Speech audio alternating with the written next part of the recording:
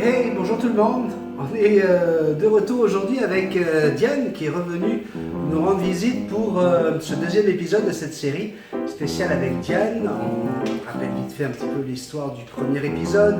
Elle nous raconte son premier amour, sa première rencontre avec le Mandavière, avec un petit inséparable qui avait été délaissé dans l'animalerie et qu'elle avait voulu essayer de réapprivoiser. Malheureusement, c'était assez compliqué. Et du coup, elle a décidé de revenir. Il y a un échange qui avait été proposé. Et elle repart avec une perruche calopsite, un cocassiel, qui faisait partie d'une tribu de 12 cocassiels. C'était celle qui était la plus chétive, celle qui mangeait le moins, qui prenait le moins vite son poids. Bref, ça lui a pris son petit cœur.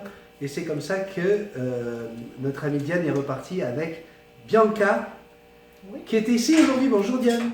Bonjour. Comment vas-tu? Ça va très bien. Bon, ça y est, tu t'habitues un peu plus aux lumières, les caméras, ça va? Pas vraiment. On va faire avec.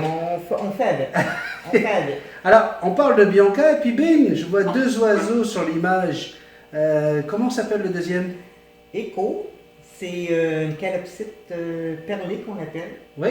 J'ai appris récemment, justement, que tu m'as parlé de ça, que les perlés, à l'âge de 10 mois, s'ils perdent le perle, c'est un mâle. Voilà. Et j'ai acheté une femelle, donc je prie. Normalement, elle va rester perlée. Logiquement, oui. Donc aujourd'hui, pour ce deuxième épisode, on voulait aller un peu plus loin dans l'histoire avec Bianca. Bianca, tu l'as gardée combien de temps toute seule? 5 mois sans voir un autre oiseau. 5 mois, oui. Ouais. Et ça a très très bien été. Elle avait besoin d'affection, elle avait besoin de... Elle était, elle est toujours... on dirait qu'elle fait des efforts pour nous imiter, pour qu'on l'aime. C'est aussi drôle que ça. Pourtant, on dit que les femelles ne parlent pas. Je suis à peu près la seule qui la comprend. Ah ouais? Oui, mais l'effort qu'elle fait est visible. Ok. Elle veut communiquer avec toi. Vraiment. Elle se concentre, elle lève la patte, puis là, elle écoute, puis là, elle répète. Moi, je le sais que c'est ça. Mais puis c'est même drôle. Ma mère était venue faire un tour, puis c'est ça qu'elle avait trouvé de comique. Elle répétait ce qu'elle lui disait. Okay. Elle est très docile, mais elle est peureuse. C'est juste le hic. Okay. Elle est peureuse. Je sais pas. C'est sa nature, je pense.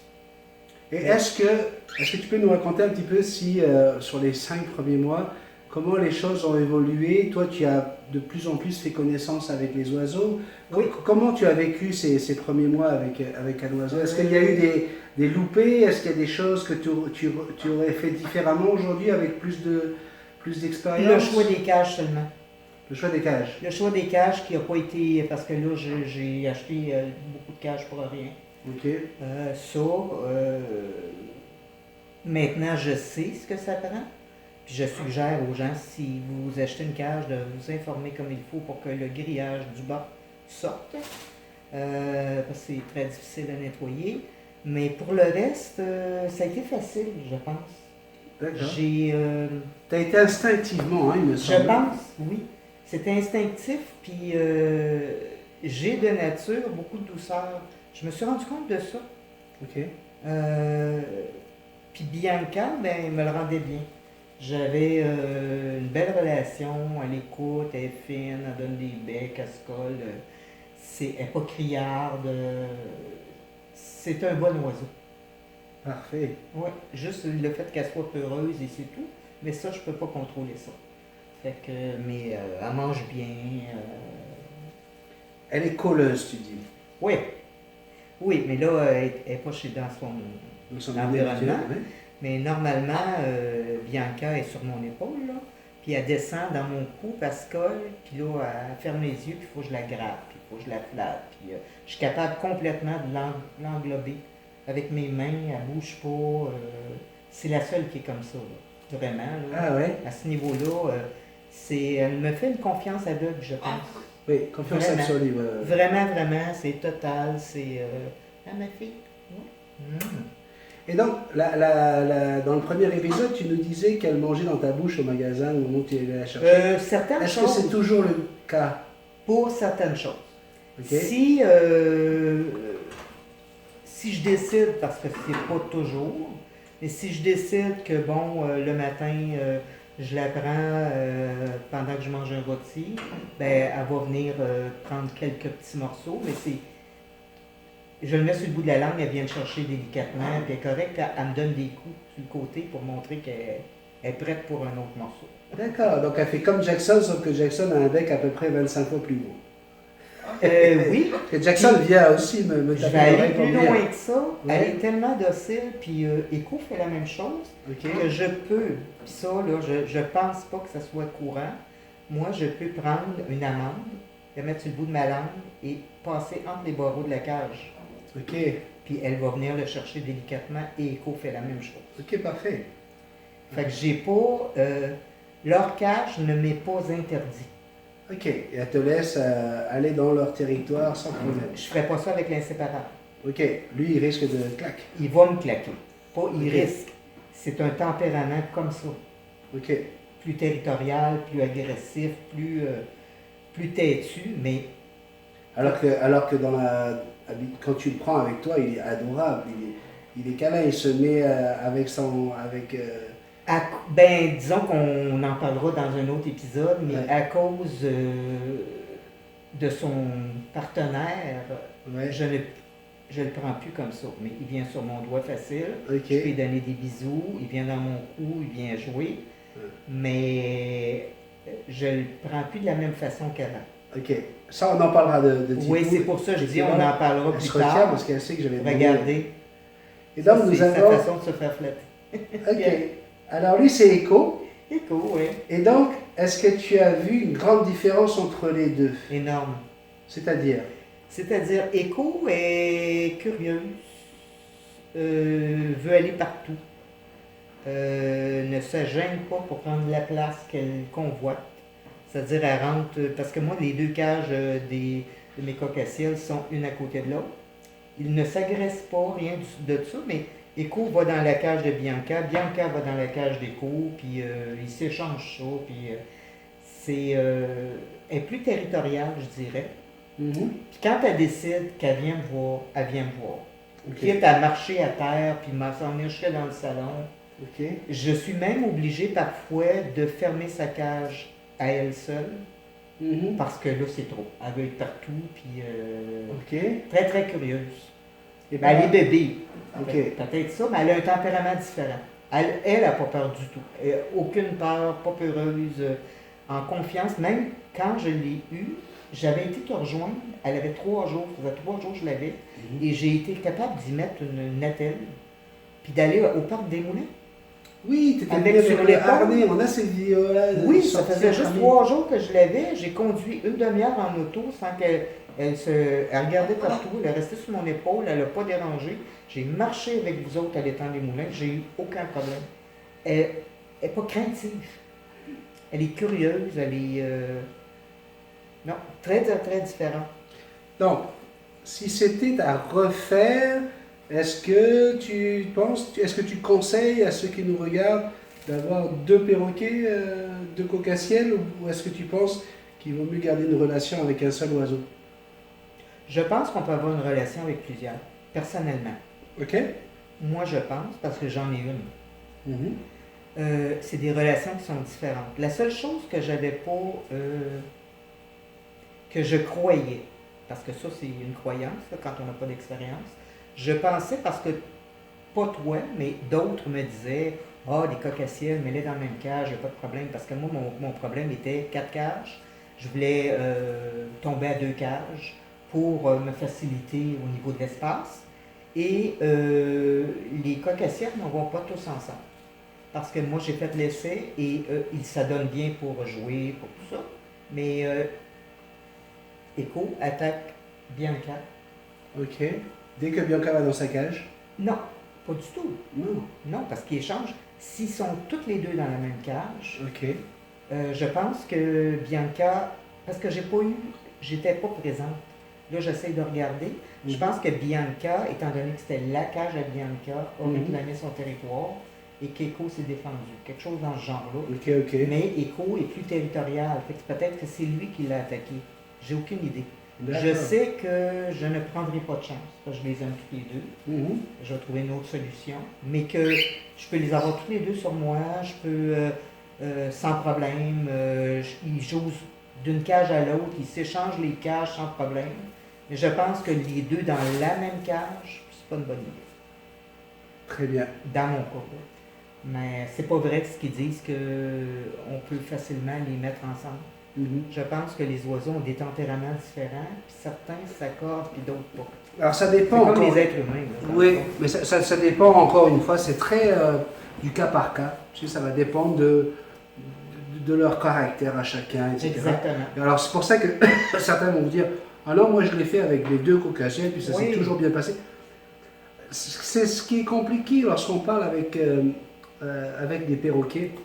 Lorsqu'on parle de perroquets, c'est qu'ils ont tellement un caractère fort, ils ont tellement une personnalité, que dès qu'on change d'individu, dès qu'on passe d'un individu à un autre, eh ben on va avoir des façons différentes et divergentes de réactions qui font que voilà, il y a des gens qui disent mais non, mais je te dis, c'est pas comme ça, non mais c'est parce que toi tu as vécu ça et puis l'autre personne a vécu ça.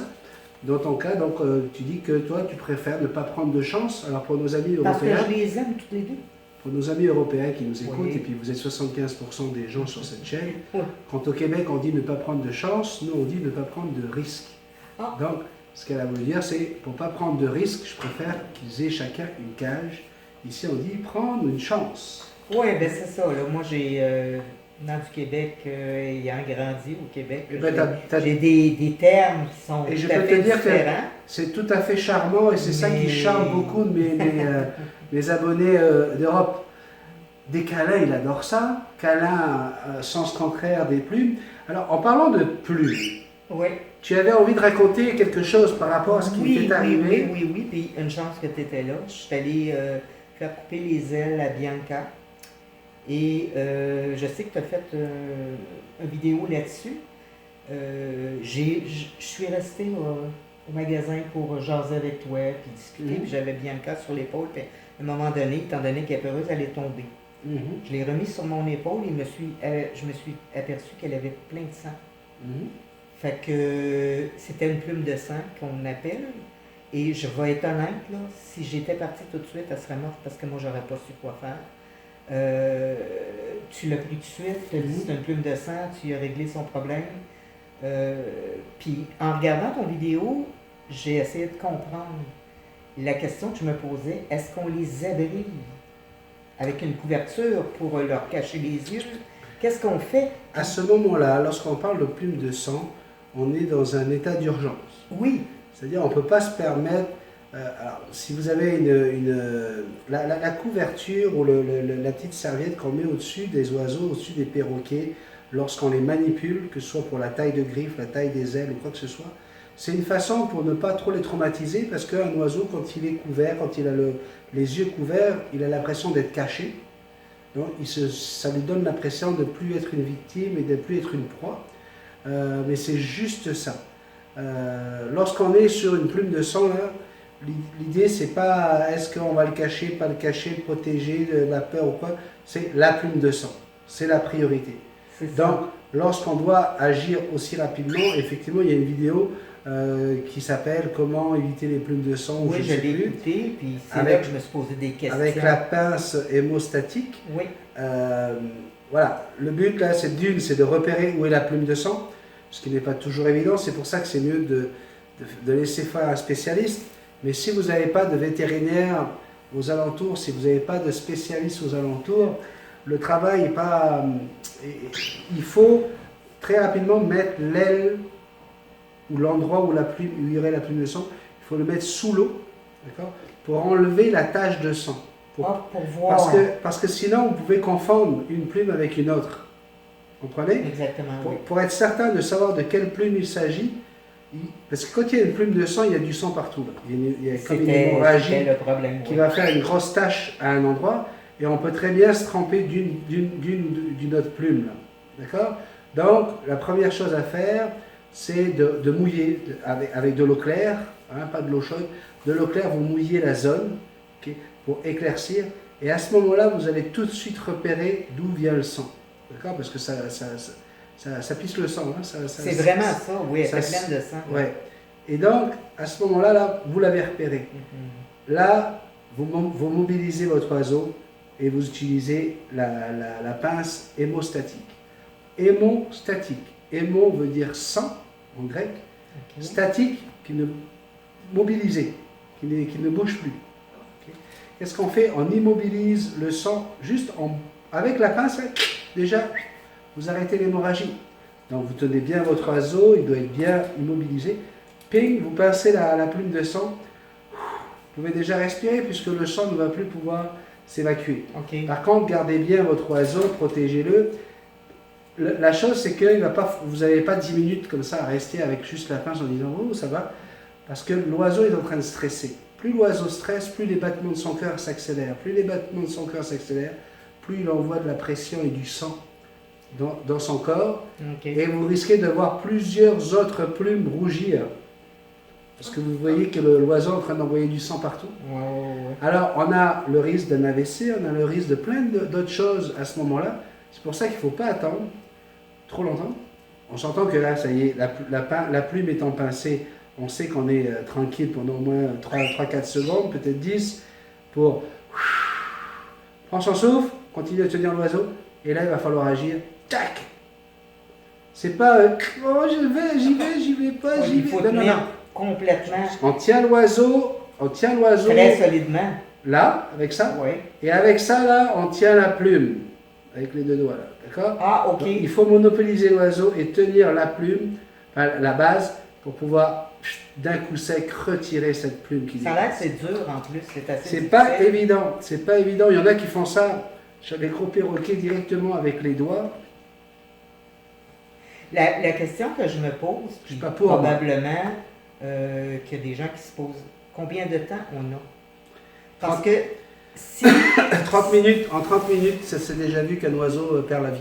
OK, parce que là, Parce que ça pisse le sang. Si tu es chez toi, puis en 30 minutes, bien souvent, tu n'as pas le temps de te rendre. Tu n'as pas le temps de te rendre n'importe où. C'est pour ça que je vous ai demandé d'aller chercher votre pince hémostatique. Je suis allé, mais il n'y en avait pas, là, mais je vais en avoir une bientôt. Puis j'avais besoin d'informations, étant donné que je l'ai déjà vécu. Puis que d'autres, sûrement, vont le vivre. Parce que ça se passe et ça se passe souvent avec les perruches. Donc que ce soit les perruches calopsites, les perruches ondulées, les perruches arlequins, les perruches anglaises, les perruches, même les grandes perruches alexandrines, perruches à moustache, etc. C'est souvent ces oiseaux-là. Pourquoi? Parce qu'ils ont des plumes plus fragiles, plus faciles à casser. Moi, en tout cas, de ce que j'ai vu, c'est souvent ça. J'ai vu des gris d'Afrique, j'ai vu des arachnoroptères, j'ai vu... Tous les oiseaux sont capables de vivre ça. Mais par exemple, Jackson, ça fait 8 ans que je l'ai et puis elle n'a jamais fait. Mais moi, elle a juste Elle n'a tombé. jamais eu une plume de sang. Très chanceuse. Moi, elle est juste tombée par terre. C'est pour ça que quand on taille les ailes, on doit vraiment faire attention pour éviter justement ce genre de fracture. Parce que souvent, c'est pas le fait de tomber, c'est selon où ils vont atterrir, ils vont glisser derrière un meuble, ils vont glisser derrière une TV, ils vont battre des ailes pour essayer de s'en sortir. Et c'est là qu'ils peuvent briser les ailes de plume, et puis ça devient fatal. Donc voilà. La réaction, c'est faut réagir vite, il ne faut pas avoir peur de la vue du sang. Puis dites-vous bien que, allez voir la vidéo, c'est la nature qui est faite comme ça. Quand vous allez arracher la plume, ça va automatiquement se refermer derrière et ça sera terminé. Dans la seconde qui suit, l'oiseau est tout à fait normal. Il est capable de revoler ou de se rebalader et de remonter sur votre épaule. C'est terminé. Si je te suis bien, c'est au mieux avoir une pince chez soi. Oui. Puis prendre le risque de peut-être le faire moins bien. Oui. Mais de sauver la vie. Sauver l'oiseau. C'est exactement, parce que c'est ça je me questionnais, doit-on les adrier, comment est-ce que... Parce qu'on écoute mais pour toi c'est simple, mais pour quelqu'un qui s'y connaît pas, il y a plusieurs questions qu'on se pose. C'est pour ça que j'ai voulu faire cette vidéo. Malheureusement, c'est pas évident de faire une vidéo où on enlève pour de vrai une plume de sang, parce que je vais pas arracher une plume à un oiseau juste pour le montrer, mais dans la vidéo je vous montre bien avec une plume de Jackson, comment on doit prendre la plume, comment on l'arrache. La vidéo est quand même assez bien expliquée, mais effectivement, il fallait répondre à à cette question, est-ce qu'on prend le temps de la couvrir? Abriter un oiseau quand on le manipule, je vous l'ai expliqué, hein, c'est juste pour faire en sorte que ce soit moins traumatisant. D'accord? Mais je peux vous dire une chose, il y a des oiseaux qu'on n'abrite jamais pour leur couper les plumes ou quoi que ce soit, et puis ils ne sont pas plus traumatisés que ça. Mais moi je préfère. Et puis tout le monde préfère couvrir l'oiseau. Non, je comprends, fait que merci. Ça répond à ma question, parce que je me posais la question de comment on réagit. Puis l'eau, j'avais pas pensé. Oui, ben c'est juste pour nettoyer. Ben, c'est un petit peu comme quand... Alors, oui. pareil, hein, lorsqu'on a une blessure, on dit qu'il ne faut surtout pas mettre de l'eau parce que ça faut éviter d'apporter des microbes hein, qu'il y a dans l'eau, le chlore, etc. Mais dans ce cas-là, c'est la meilleure façon pour pouvoir éclairer la zone. Parce que, encore une fois, attention, on n'est pas chez le vétérinaire. Là, chez le vétérinaire, ils vont avoir les petits push-push avec un produit, un sérum spécial, comme les gouttes qu'on met dans les yeux. Là, je vous parle du cas d'urgence où on n'a pas le temps d'aller avoir... Est-ce qu'on a tous ces produits-là à la maison? Non, on ne les a pas toujours. Surtout que, comme je vous l'ai dit, Jackson n'a jamais vécu ça en 8 ans. Ça arrive jamais au bon moment. Ça arrive toujours, on est dans le plein party, on est en train de faire quelque chose et puis l'oiseau prend peur parce qu'il y a de la musique, parce qu'il y a du monde, parce qu'il y a des gens qui ne connaissent pas et puis bling, ça arrive là. Donc quand ça arrive, là, tu n'as pas le temps d'aller chercher, est-ce qu'on a du sérum, est-ce qu'il me reste encore ceci, est-ce que la bouteille elle est périmée? Non. L'eau, on visualise où est la plume et on l'enlève. C'est bien. Diane, merci beaucoup Ça m'a fait pour ce plaisir. deuxième épisode. On va avoir le plaisir de retrouver Diane dans le troisième épisode de cette série. Et là, la question va être tout simplement comment apprivoiser un oiseau handicapé. Eh oui, vous allez voir une magnifique conure pineapple, une conure ananas, qui a malheureusement eu l'aile brisée. Avant que je l'apprenne. Avant que tu la prennes. Et ça n'a pas empêché Diane de l'apprivoiser. On se retrouve très prochainement, Diane. C'est parfait. Tu sais que tu viens à la maison quand tu veux, hein? Tu es chez toi Oui, il ici. n'y a aucun problème. Un gros merci. À bientôt. Bientôt. À bientôt, merci. Ils ont été tranquilles.